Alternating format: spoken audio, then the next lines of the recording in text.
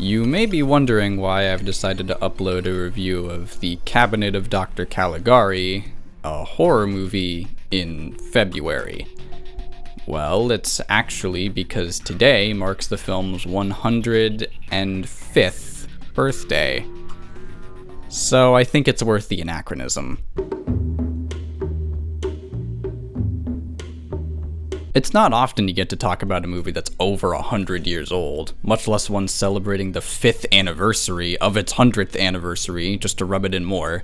But any opportunity I get to potentially help in increasing this film's exposure is one I will gladly take. Released in Germany in 1920, written by Karl Mayr and Hans Janowitz, and directed by Robert Wiene, Caligari is an example of German expressionist cinema. And if you don't know what that is, yes you do, you just didn't know that you did. In short, it was an art movement in early 20th century Germany that sought to emphasize exaggeration and emotions through the creation of surreal, distorted visuals at a time when most movies depicted worlds closer to reality. Examples of expressionist cinema include the more well-known German silent horror movie Nosferatu, and Fritz Lang's sci-fi epic Metropolis. But the influence of German expressionism can be felt long after its heyday in everything from the entire film noir genre to the works of filmmakers like Alfred Hitchcock and even Tim Burton. I mean, just look at this poster. But Caligari is known for more than its expressionist style. Its morose story and deliberate attempt to establish a macabre, spooky atmosphere have also led to some people calling it the very first horror movie,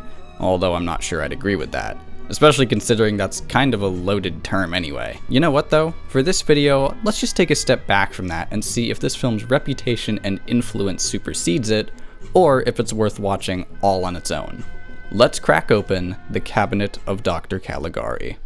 After the stylish opening credits, we open on two men at a park bench, the younger of whom insists that this lady in a white dress walking by is his fiancée. Of course, you keep telling yourself that. Francis here ushers the older gentleman and the audience into a flashback. Now in the topsy-turvy, dirty, curvy town of Holstenval, Francis's friend Alan, whose curtain hair is about 75 years ahead of its time, invites Francis to the town fair. Simultaneously, the titular Dr. Caligari and his Mickey Mouse gloves are having some trouble acquiring a permit from the local clerk to present his traveling exhibit at said fair.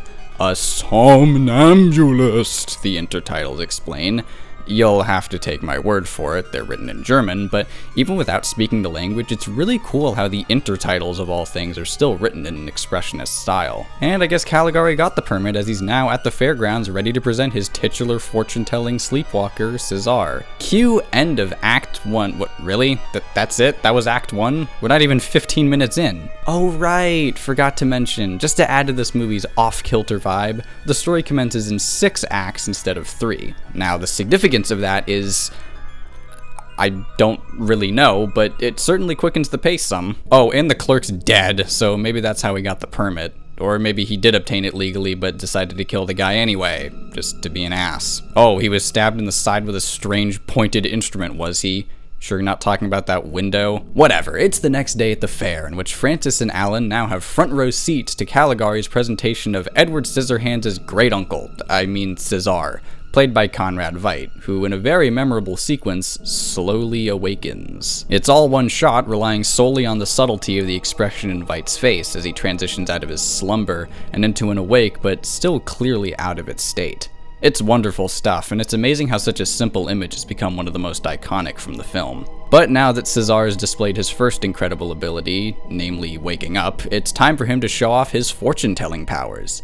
The first step to the plate is Alan, simply asking how long he'll have to live. Cesar's response? Till dawn. Understandably freaked out by this, Alan and Francis depart from the fairgrounds, where they then meet up with their friend Jane, aka Francis's fiancée from the beginning. Actually, at this point in time, there's some friction between the two surrounding this, as they both know they love Jane, but neither's confessed. Still, they reaffirm that no matter what happens, they'll remain friends, and that it's ultimately up to Jane to decide who her heart belongs to. Oh, never mind, Alan's dead. Guess the choice is pretty obvious now, Janie. I also gotta say, the way Alan's death is depicted is pretty nifty. It's all done in shadows and isn't really explicit, but just the thought of Alan having his face stabbed through is more horrific than anything 1920s prosthetics could have come up with. It's a quintessential example of less is more. Also, I don't think I'm giving anything away when I say it's probably Cesar who's responsible for the stabbing, so with that in mind, Does it really count as telling someone's fortune, saying they're gonna die at dawn, if you're the one that kills them? Obviously, Alan's death hits Francis pretty hard, immediately launching him into an investigation of who's responsible, and his initial theory is that Cesar is the culprit. I suppose trespassing is a necessary evil then when it comes to solving a murder, so Francis drops by Caligari's pad uninvited to see if anything's amiss, which it doesn't appear to be. But wait a minute, that's Cesar sneaking into Jane's bedroom. Except we already saw him sleeping alongside Caligari. He's not just a fortune teller, he can also duplicate himself! Haha, I kid. Actually, the Cesar sleeping with Caligari, not in that way, is just a dummy. And the real Cesar is the one sneaking into Jane's bedroom and preparing to stab her. Except she's just too hot, so he can't do it. Let's just kidnap her instead. Alright, Caesar salad, looks like you're having a little trouble dragging her around. I guess being asleep for 23 years doesn't make for the best core strength, and oh, he actually fell and dropped her. Geez, King Kong this guy ain't. Then, after running towards the trees, Cesar outstretches his arms and tries to become a tree. Or at least imitate one as to throw the angry mob off his trail.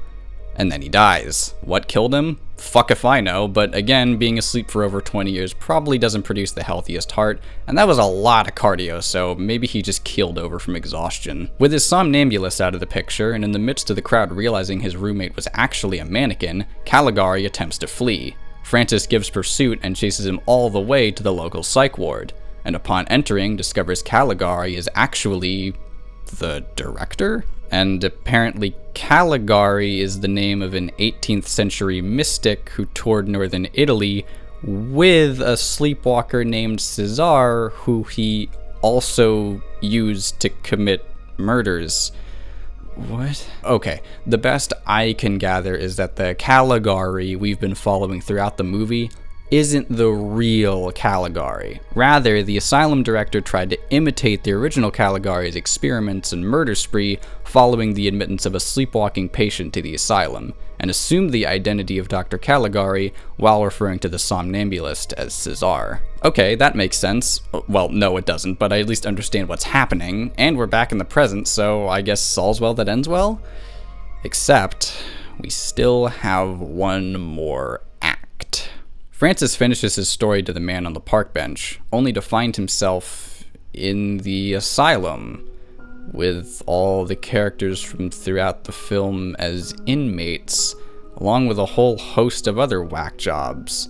And even amongst the likes of them, Francis is apparently too crazy even by their standards. So the whole story until now was just the ramblings of a madman? Oh, and wouldn't you know it, Caligari, or at least that's how Francis thinks of him, really is the director. And Francis lashes out at him, is restrained, and taken off to, I don't know, the extra loony bin. Don't feel too bad for Francis though. The director thinks he's finally found the source of his delusion, and knows how to cure him. And just like that, the film ends on an iris of the director's face. But it doesn't just fade, it stops for a second before totally zooming in. Why does it stop? What motivated that artistic decision? Who knows? Who knows anything at this point in the movie? You're not left with many clear answers, just the end screen and a chance to take in what you just watched. So, what did we watch?